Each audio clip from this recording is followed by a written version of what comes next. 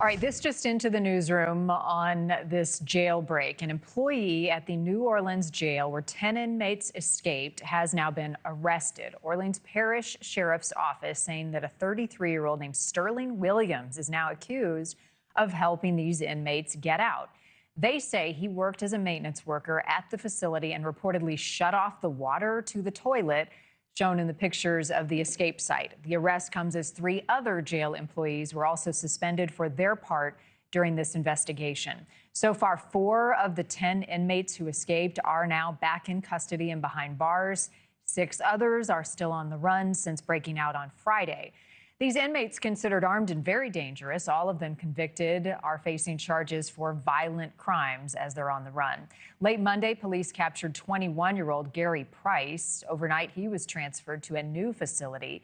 The so-called spit hood that you can see on his head is to prevent him from spitting on people. He was jailed on several counts of attempted murder and aggravated assault charges. The 2 escaped inmates caught on camera in the French Quarter. You can see the 20-year-old Kendall Miles in the rear of the video. He reportedly was indicted for trying to steal a car and attempted murder. Miles was taken into custody there after a short chase.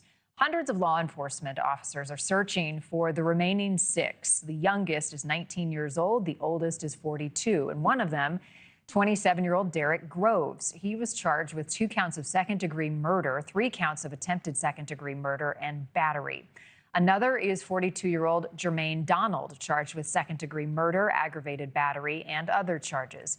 And 19-year-old Corey Boyd, who was charged with second-degree murder and attempted second-degree murder, among other things. So we've got a laundry list of charges here and some violent criminals, local officials trying to avoid taking blame for their escape. Corrections officials claim that they did not know that the inmates were gone until about 8 hours after they had broken out of jail.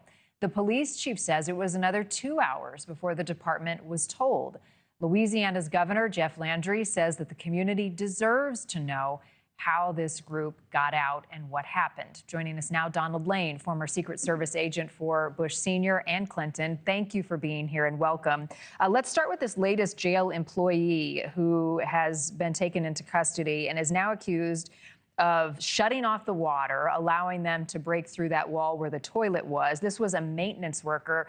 My first question goes to the kind of background checks these people go through in order to get a job like that in a place that is less than desirable, to say the least. Good morning, Marni. Good to see you. Yeah, you start there. Who are they hiring? Why are they hiring folks who would be inclined to do things like this? Right now, there's a massive shortage around the nation for jail workers, these types of workers. Not a desirable necessarily job in the criminal justice system. So you start there, but still just extraordinary. Of course, I kind of knew from the beginning you had to have insiders involved. I don't think this will be the last one, unfortunately. And the second question comes to redundancy. So, okay, if you've got cracks in the system, you've got a maintenance worker who allegedly is going to let these guys help them escape. What's the redundancy, right? What's the plan B to prevent something like this from happening? The cameras. I mean, the fact that they were able to get a 7-8 hour head start is quite troubling.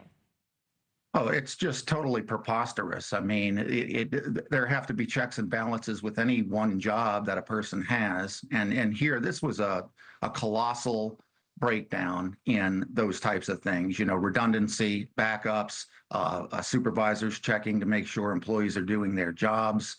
That's why I say it wouldn't be surprising to me if there are more personnel actively involved, not just malfeasance, but actively involved in the escape that work there, because there are so many things that were missed. I mean, you have folks, sawing through rebar, you have, toilets being ripped out, doors being jimmied off their tracks, things that attract a lot of attention and make a lot of noise.